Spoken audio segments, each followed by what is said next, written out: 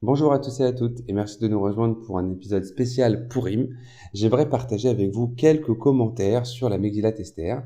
Ce sera un petit peu différent des épisodes hebdomadaires sur la paracha. Là, vraiment, ce sera des commentaires comme ça sur des versets particuliers que j'ai trouvés dans le Torah Temima. Donc, ce sera pas suivi, ce sera voilà, vraiment des commentaires un petit peu épars qui m'avaient plu et que j'ai voulu partager avec vous. Mais d'abord, j'aimerais faire un petit rappel historique, savoir un petit peu où nous nous trouvons, qu'est-ce qui s'est passé, mettre, comme qui dirait, un décor à toute l'histoire qui se trame. Environ 600 ans avant l'ère commune, Nabuchodonosor détruit le temple de Jérusalem. 52 ans plus tard, une prophétie s'accomplit. Cyrus, qui est devenu roi de Perse, donne l'ordre de reconstruire le temple de Jérusalem. C'est une prophétie que Isaïe avait prédit environ 200 ans auparavant. Et nous nous trouvons à ce moment-là environ 2 ans avant qu'Achashvérosh ne devienne roi, et un peu plus de 4 ans avant la scène par laquelle la Megillah commence. Dans les derniers mois de son règne, Cyrus change de politique. Il interdit aux Juifs de traverser le fleuve pour se rendre en terre d'Israël, mais il n'avait pas interdit la construction du temple, il l'avait simplement retardé. Le règne de Cyrus ne persista pas longtemps, puisque seulement 2 ans après qu'il ait donné l'ordre de reconstruire le temple, Achashvérosh devenait roi du vaste empire perse. Et Vashti, la méchante femme d'Achashvérosh, étant descendante de Nabuchodonosor, insiste pour qu'il mette fin aux travaux entrepris par Cyrus.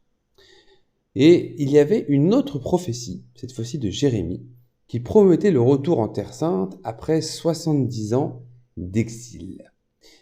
Cette prophétie de Jérémie était suspendue comme une épée de Damoclès au-dessus des têtes des monarques.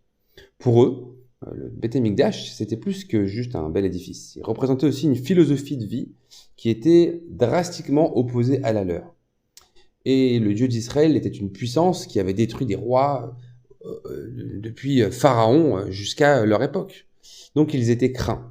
Tant que la prophétie était en suspens, les rois évitaient des actes flagrants de profanation envers Dieu et envers le Beth Amikdash, de peur de provoquer sa colère.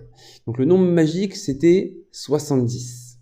Les monarques savaient fort bien que quoique la Judée ne fût qu'une province mineure, c'était une force spirituelle majeure. La prophétie, elle était authentique, et si elle s'accomplissait, eh bien, les monarques qui oseraient profaner les ustensiles sacrés du Beth Amikdash seraient châtiés de manière terrible. Si nous revenons quelques années en arrière, Balthazar, qui était le petit-fils et le successeur de Nabuchodonosor, a été assassiné par Darius et son gendre Cyrus.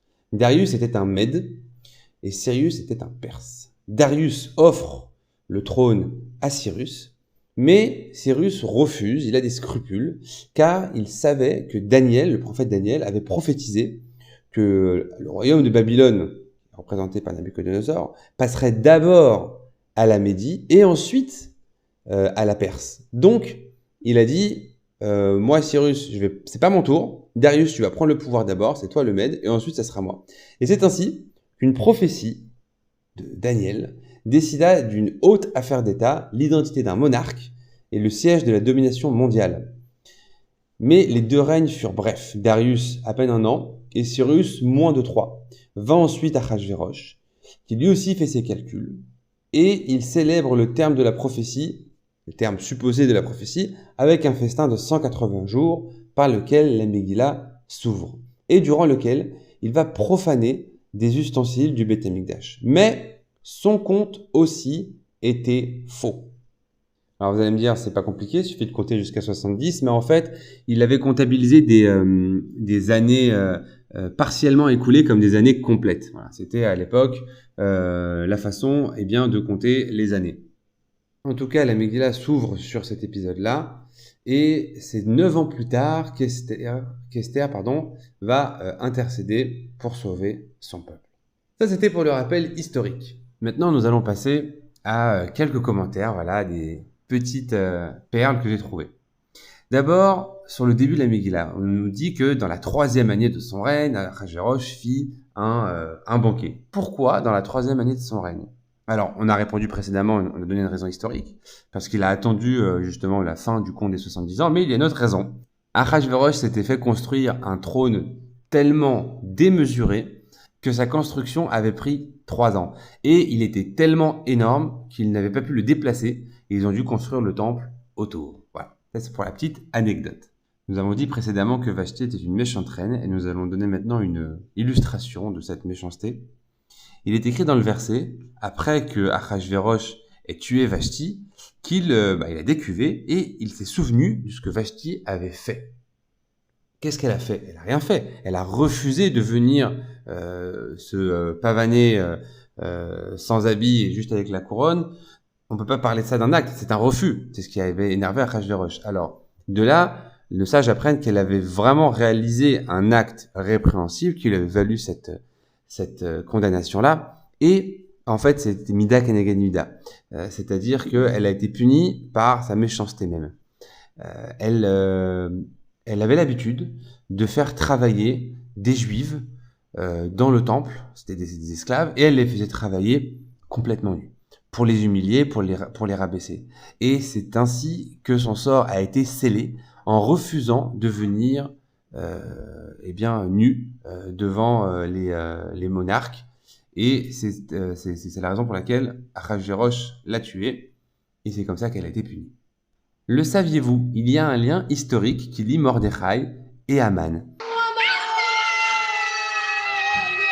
Un des versets de la Megillah nous dit que Mordechai appartenait à la tribu de Benjamin, Ish Yemini. Mordechai appartenait donc à la tribu de Benjamin et il descendait du roi Shaoul. Le roi Shaoul, c'est le roi auquel Dieu avait ordonné de exterminer tous les Amalécites, les gens appartenant au peuple d'Amalek. Et le roi Shaoul avait exécuté l'ordre divin, mais pas tout à fait. Il avait épargné un Amalécite, leur roi, Agag. Est-ce que Agag évoque quelque chose pour vous? On entend Agagi dans la Megillah. Qui est Agagi dans la Megillah? C'est Haman. Haman descend de ce roi-là qui a été épargné par Shaoul. Et Mordechai descend du roi Shaoul et il va, entre guillemets, finir le travail qui avait été entrepris donc par son ancêtre, mais pas terminé. Autre question qui revient souvent, quel était le lien familial entre Esther et Mordechai? Le verset nous dit que Mordechai a adopté Esther parce qu'elle était orpheline. Son père est mort lorsque sa mère est tombée enceinte et sa mère est morte en couche. Donc elle est née orpheline. Et c'est d'ailleurs un miracle qu'elle ait eu le roi HaKodesh, parce que normalement le roi HaKodesh ne réside pas sur les personnes tristes. Et on peut dire qu'Esther avait toutes les raisons de l'être.